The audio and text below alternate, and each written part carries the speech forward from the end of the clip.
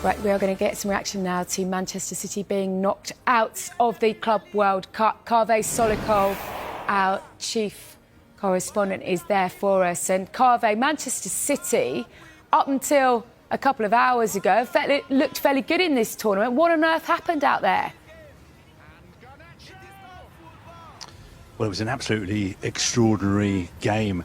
A game that Manchester City really should have won. I think they had the players to win the game, but I'm not sure they had the right tactics or the right strategy. And they played into Al-Hilal's hands, because the way Al-Hilal want to play a game when they're facing a side as good as Manchester City is to defend deep and hit their opponents on the break. And that is exactly what they did, and they're devastating on the break.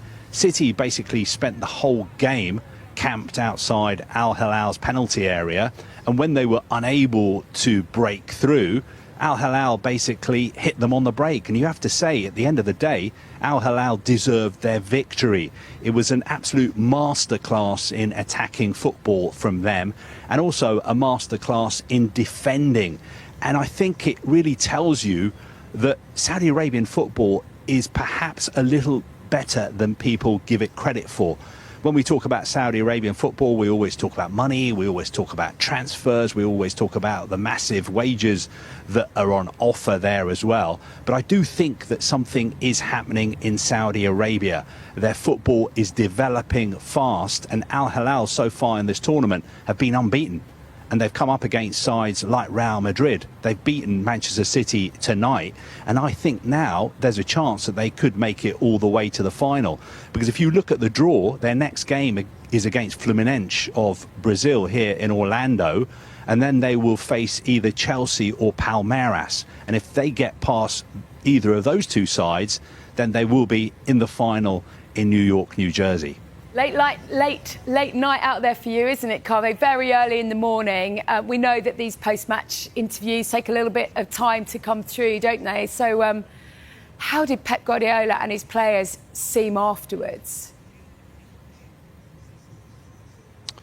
Well, Pep Guardiola was shell-shocked in his news conference. He basically said, we were here to win this tournament. We desperately wanted to win the tournament. We are the defending world champions. We weren't in the US for a holiday. This was not a pre-season training camp. We were taking this competition very, very seriously. And it just looked like Pep Guardiola didn't have an answer to the way Al-Hilal were playing. He made lots of substitutions, made lots of changes. Rodri came on, then he went off.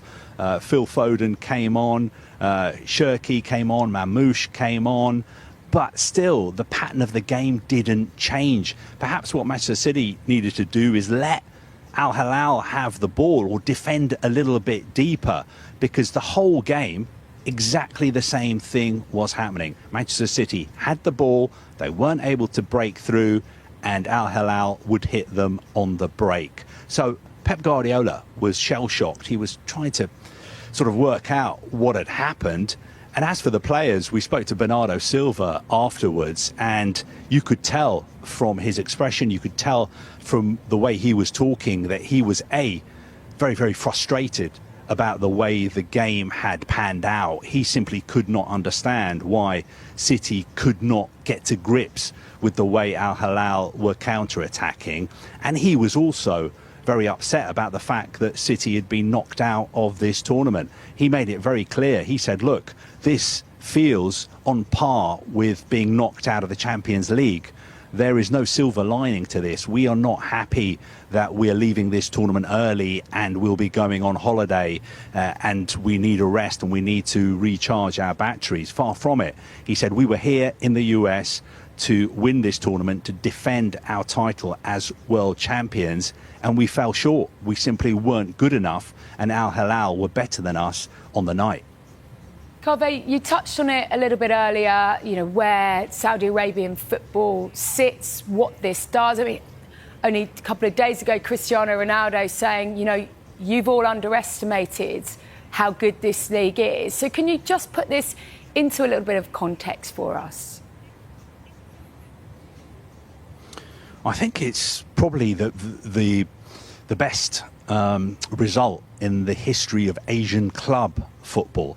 I don't think it's the best result in the history of Asian football, because if you go back a couple of years to the World Cup in Qatar in 2022, Saudi Arabia beat Argentina, who ended up winning that World Cup. So most Saudi Arabian football supporters you would speak to would say that is the best result ever in the history of Saudi Arabian football. But when it comes to club football, I think this comes very, very close to that win for Saudi Arabia against Argentina. Al-Hilal are arguably the biggest club in Saudi Arabia. Their fans would tell you that they have more supporters than any other side in Saudi Arabia. And speaking to some of the Saudi journalists who are here in the US, they are telling me that people in Saudi Arabia are going crazy for this Club World Cup. They know that the tournament has its critics, especially in Europe, but they have embraced it. And for them, it's something very, very special for a team from Asia to play a side like Manchester City, not in a friendly, but in a competitive game. And make no mistake, this was a very, very competitive game.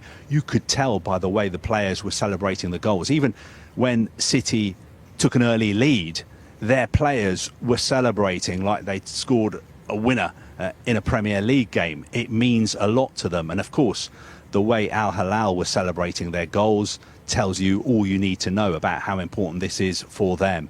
There were extraordinary scenes at the end of the game, actually, because City players, a lot of them sank to their knees in despair, whereas a lot of the Al-Hilal players were sinking to their knees in disbelief.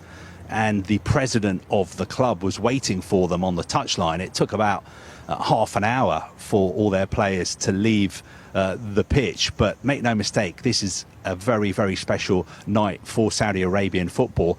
And one of their players, the midfielder Sergei Milenkovic-Savic, we were speaking to him afterwards, and he said to the journalists in the mix zone, he addressed us all, and he said to us, do you remember 2 years ago, you were all criticizing me for going to Saudi Arabia. You were saying that I was only going to Saudi Arabia for the money. Well, are you still criticizing me? Do you still think I only went for the money? Because look how we played tonight. We beat the world champions, Manchester City.